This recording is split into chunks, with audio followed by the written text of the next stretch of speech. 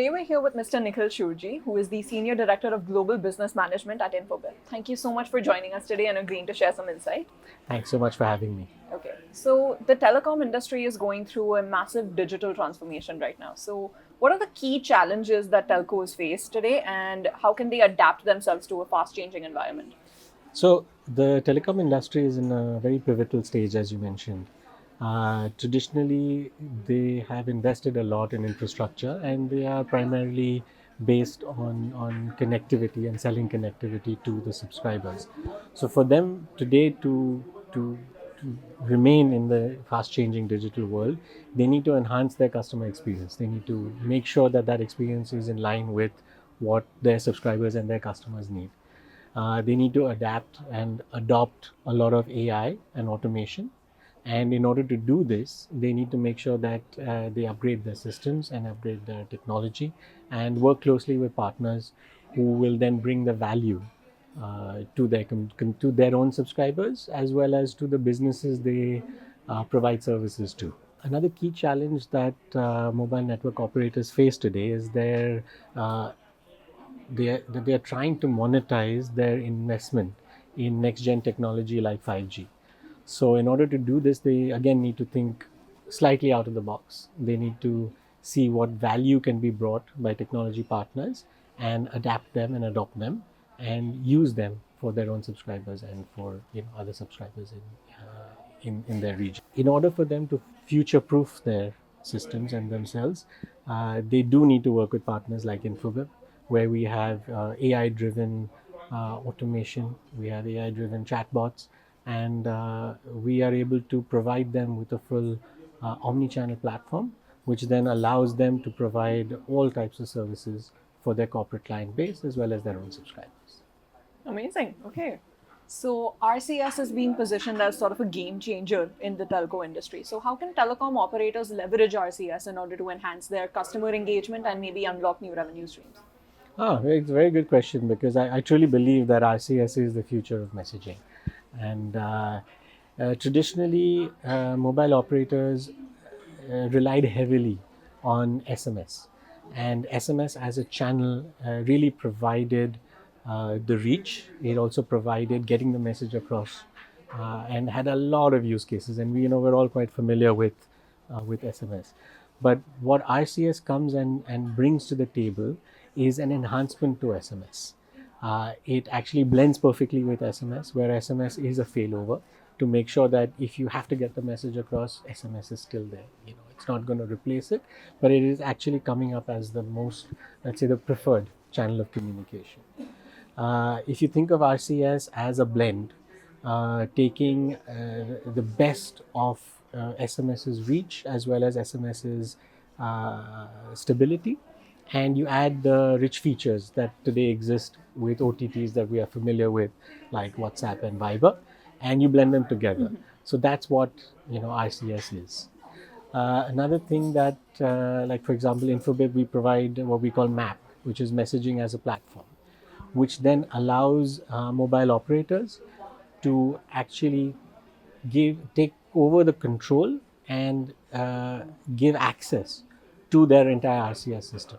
So using this, they can do automated billing, they can do throughput regulation, and they can provide an end-to-end solution across RCS. Now this map sits on top of the Google Jive RCS platform and allows this layer to provide all these features and facilities to mobile network operators.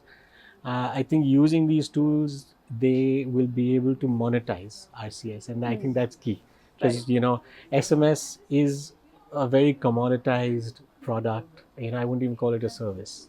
By providing this layer on top, mobile operators are able to provide this additional channel with the value that's created. So I always say that it's not only how you're sending the message across. It's very important as to who you're sending it to, of course, how you're sending it, and what you're sending. So with RCS, you get, let's say, the best of all three. So we have a few very good use cases here. We worked very closely with Claro Sports, and we brought together. I think it was called Paris is Yours. So this was during a very popular global sporting event which was recently held in Paris. And it basically allowed users to interact with Lara Sports, build their brand, and get information about athletes, about events, about other happenings during this sporting event. And we had more than 35,000 interactions which took place during this or through this campaign, and there were more than 2,600 new subscribers which were added due to this campaign. And that's a significantly large number, in Definitely, yeah. Paris. Yes, in India we're used to a lot of zeros and a lot of very large numbers, but yeah, this really proved a very great use case in Paris, and it was highlighted, and it was a great success story over there. One of the other use cases that I can mention is we use an AI chatbot on our conversational platform for Niva Bupa, one of the leading insurance providers here in India. And by doing this, they were able to really interact and get a lot of questions answered with their customers and prospective customers. And they got a 75% ROI immediately on Wow. on this, and they actually positioned themselves as a leader in new tech and in conversational customer experience. So it was a great success story again over there. Amazing, Utilizing yeah. everything. Who, how, and what. Exactly. Incredible. So let's talk a little bit more about OTT messaging platforms. These platforms are sort of transforming digital communication right now. How are telcos leveraging and sort of collaborating with these platforms in order to improve that customer engagement again and drive greater impact? Excellent. So the OTT platforms came in and took care of a need to provide rich messages across users. So you joked earlier about emojis. So it's become very common, and it was something that could not be done and could not be used in the past. Today you see emojis even being used on email, which was never traditional use. And email was always prim and proper. We never had these graphs. Another great example on the OTT usage by mobile operators, where we work very closely with Indosat Ooredoo Hutchison in Indonesia, and it's one of the leading digital mobile network operators there. So we provided on our platform, we provided them with an IM3 official WhatsApp chatbot. And using that, they were able to increase, within 6 months, they were able to increase their customer satisfaction by 40%. And they actually even saw their revenues from WhatsApp as a channel grow fivefold within a year of launching the service. Used it to renew the subscriptions for Spotify, and they actually had a more than a 2x response rate as compared to using traditional channels. So OTT channels, including WhatsApp and in some countries Viber, blended properly with traditional channels like SMS, email, and of course voice itself, work closely together. And this is how telcos can actually provide what the users and subscribers actually want to interact with. Recently, using WhatsApp payments, telcos have seen that transactions can also be monetized by the messaging provider. So I think that's another revenue stream which can be added in, which is very good and which is great for telcos to adopt and adapt to OTT channels. And of course, scalability.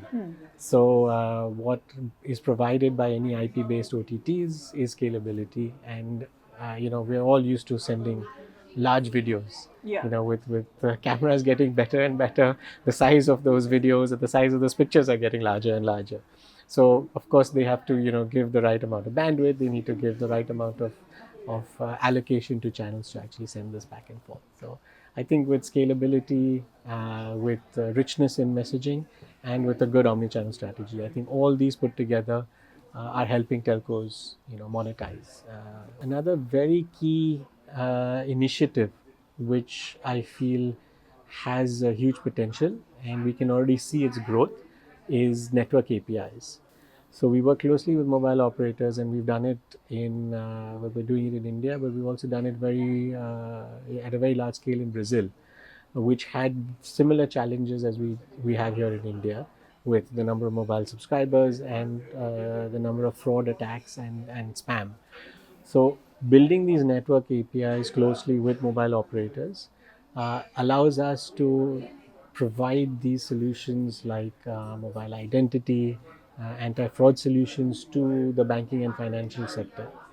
And this is something that obviously helps the telcos, and this mutual growth in these services helps the sectors. Okay, I think I just have one final question for you.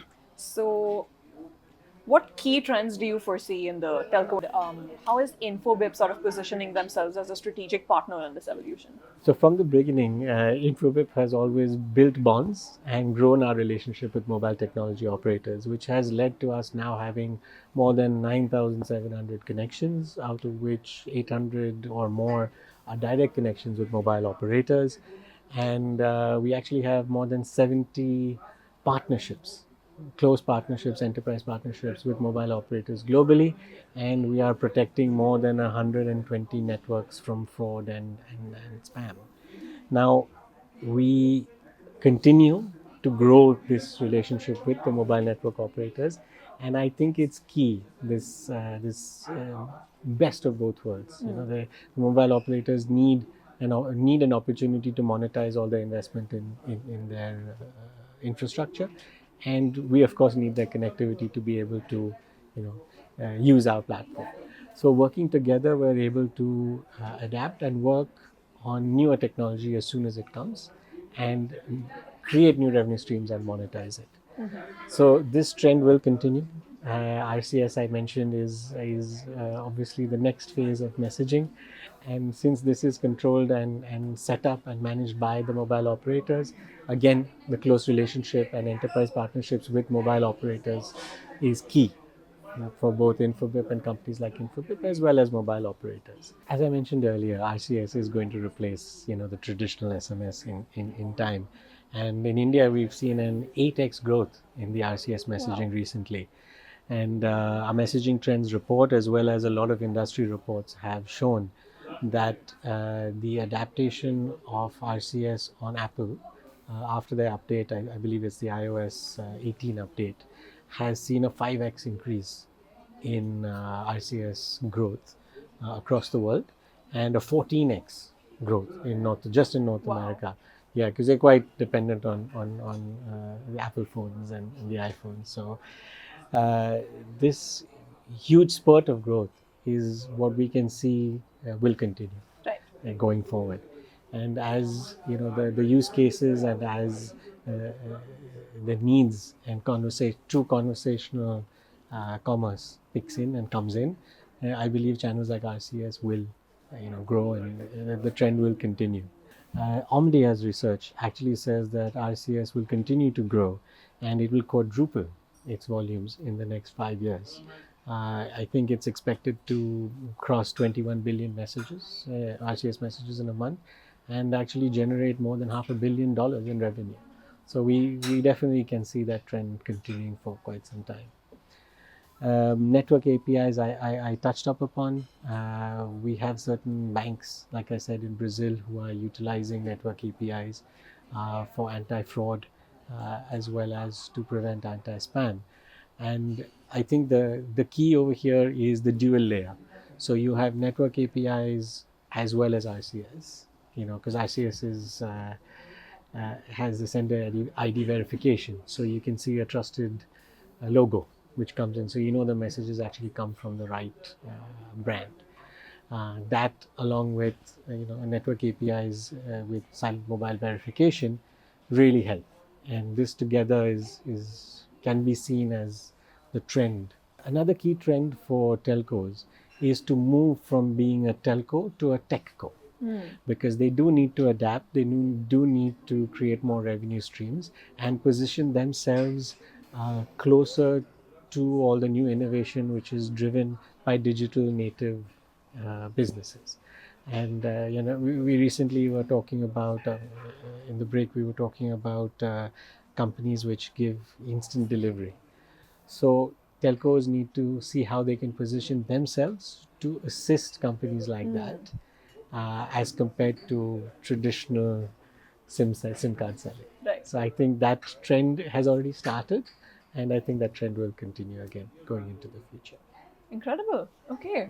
Thank you so much again for joining us today. I think this has been a really informative conversation, and we've gotten some incredible insight about the future of telcos. So thank you again for joining us today. It's been amazing to meet Thank you you and so speak much. with Pleasure you. to meet you, and thank you for having me.